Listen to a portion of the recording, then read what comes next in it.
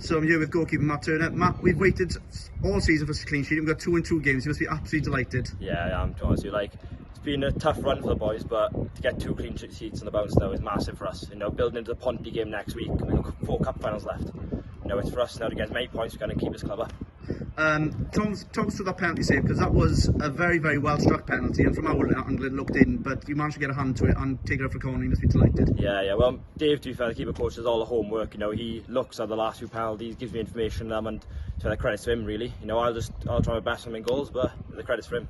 And finally, we got a bit of a makeshift back four at the moment. We got Thorny in the back four as well, but you must be buzzing with confidence at the moment with looking ahead for, as you said, 4 massive games to come. Yeah, exactly. You know, like back-to-back clean sheets now. Like Taff said in the change room at the end now, it's massive for us now. We're in the best run of form all season now. I mean, we've got 4 games left and there's no better time to be in form.